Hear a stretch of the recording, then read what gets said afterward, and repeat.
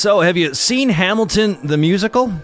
Well, everyone I know who's seen it loves it. They can't seem to gather enough adjectives to describe their experience. You know, I love the backstory of the creation of the Broadway musical. Lin-Manuel Miranda, the writer, was going on vacation and wanted a fat book to read. And he chose Alexander Hamilton by Ron Chernow. Lin said he was inspired by Hamilton's story because it spoke to him personally, as it reminded him of his own father, who, like Hamilton, was an immigrant from the Caribbean who made something of himself in New York. And because of this personal connection, Miranda envisioned retelling Hamilton's story in a modern hip-hop fashion. Well, Lin wrote a song called Alexander Hamilton, performed it for President Obama in 2009, and it went viral from there. And that's when Lin realized he had something. What began as vacation reading material was converted into a song and is now a full-blown, award-winning Broadway musical. Now, that's quite a return on investment for the price of a book. Lin-Manuel Miranda tells the story of the making of Hamilton in a PBS special. The cast includes African Americans who play some of the founding fathers who, of course, were white. And what struck me about these talented young actors was their mature view of America's founding fathers. You know, too many today look at the founders through extremist lenses. One extreme sees them as nothing but evil slaveholders and therefore dismiss everything they ever did and said.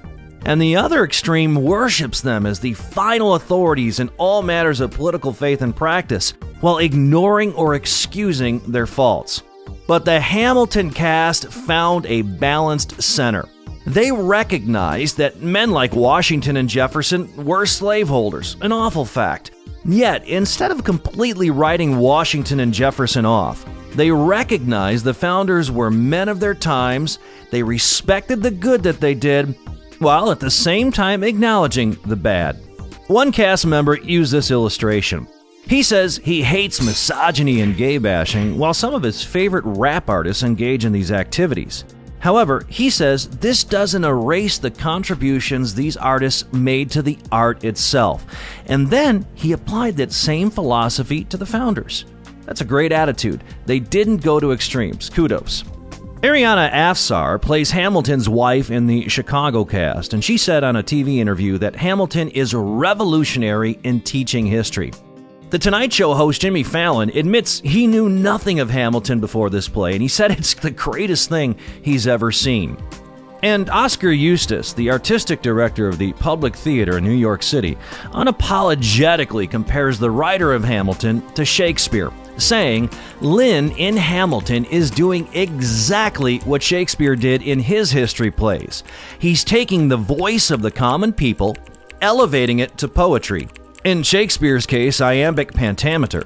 In Lin's case, rap, rhyme, hip-hop, R&B, and by elevating it to poetry, ennobling the people themselves. He's bringing out what is noble about the common tongue, and that nobody has done effectively as Lin since Shakespeare. Now that is quite a statement. Lin is doing for us what Shakespeare did for the English people. So, who was the real Alexander Hamilton? Hamilton was an American by adoption, a self-made man who was born out of wedlock, which was a crime that carried a horrible stigmatism in his day. He was deserted by a useless father, orphaned by 13, and then, with the help of friends and family, made it to New York. And the rest, as they say, is history. But let's give a little more detail.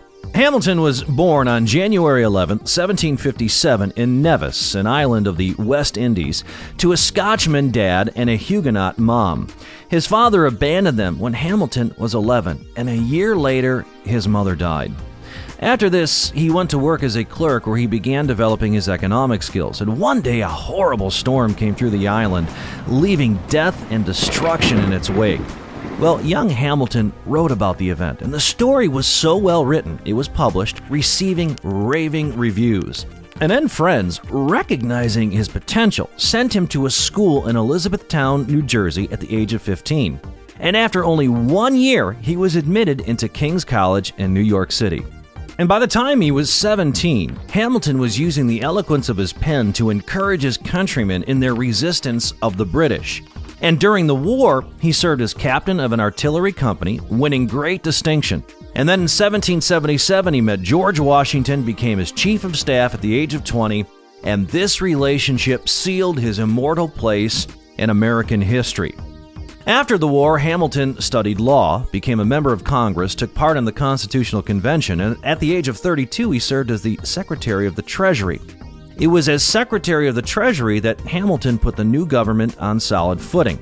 Hamilton wanted to establish the authority and credit of the new government, and he proposed to do it by establishing a national bank and making the new government assume the state's war debt, thereby establishing a federal line of credit. James Madison and Thomas Jefferson didn't like Hamilton's idea because their state of Virginia paid off most of its debt. So Washington told the three to compromise, and they did. The three men struck a deal where Hamilton got the debt in exchange for moving the federal capital to the South. Hamilton served his country in other ways until he was shot and killed by Aaron Burr in a duel in 1804. A sad end. The Hamilton play is a really good thing. It gets Americans thinking about the founders again. You know, there will always be critics who question accuracy as if their version of history is the only right one, and their manner of presenting it is the only right one.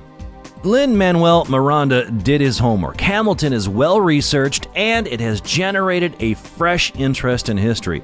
Young people who didn't care about history are now investigating it because of this musical.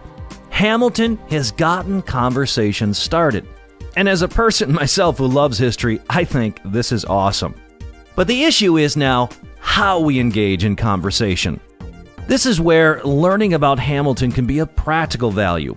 Hamilton's views caused controversy in his day and in ours. Those for smaller government dislike Hamilton. Those for stronger government love him. But the question is, can the two sides come together? Can they have a civil conversation? Hamilton's life teaches us how to have civil discussion, minus the life-ending duels, of course. Now, here are examples from Hamilton's own life. During the Constitutional Convention, Hamilton gave a speech in which he said he wanted America to set up a British-style government with a president serving for life, like a monarch. James Madison said the speech was applauded by all, but approved of by no one. In other words, Hamilton was well respected even though the people didn't agree with him. Hamilton didn't get his way in the convention. However, he still wanted his name on the document, even though technically his signature didn't count, because the rules of the convention stated that there had to be at least 2 representatives from each state in the city of Philadelphia for its vote to count. And the New York reps went home because they didn't approve of the Constitution, leaving Hamilton alone. But Hamilton, even though his views weren't represented in the Constitution, asked that his name be on the document because he wanted to be part of the team. He accepted the judgment of others and wanted to cooperate for the good of the country.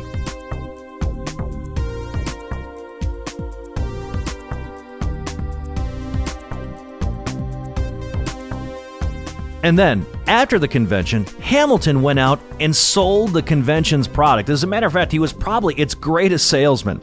He wrote many of the Federalist Papers in defense of the Constitution, which influenced its ratification.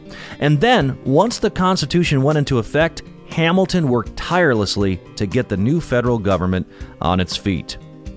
Major William Pierce was a delegate from Georgia at the Constitutional Convention, and this is what he wrote about Hamilton.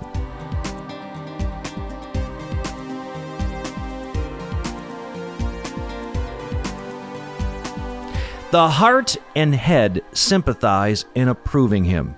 Hamilton requires time to think. He inquires into every part of his subject with the searchings of philosophy. And when he comes forward, he comes highly charged with interesting matter. There is no skimming over the surface of a subject with him. He must sink to the bottom to see what foundation it rests on. His manners are sometimes with a degree of vanity that is highly disagreeable. It almost seems that Mr. Pierce had to throw in a little bit of a negativity there after all that great praise. Hamilton did have an aura of arrogance about him, but then again, we all have our faults, don't we? But the rest of Pierce's description of Hamilton is just awesome. Those are qualities we should all strive for. Imagine if we thought as deeply as Hamilton did before we spoke.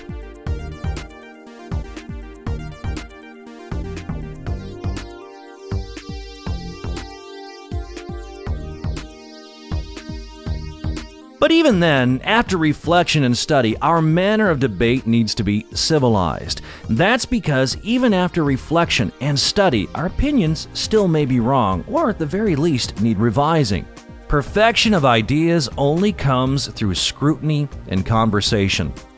Hamilton wrote in the First Federalist paper about how we should engage in debate. He pointed out that there are good men on both sides of essential issues, and this should teach us to be moderate, honest, kind, and sincere when expressing our opinions, even if we are convinced we are right. Too often we characterize those who oppose us as enemies. No, this shouldn't be. Hamilton said, in politics, as in religion, it is equally absurd to aim at making proselytes by fire and sword. Heresies in either can rarely be cured by persecution. And Hamilton said this with regards to expressing his own convictions. I frankly acknowledge to you my convictions, and I will freely lay before you the reasons on which they are founded. My arguments will be open to all, and may be judged of by all. They shall at least be offered in a spirit which will not disgrace the cause of truth. That's the spirit. Hamilton the musical can contribute to bringing out these qualities in all of us, and we'd be the better off because of it.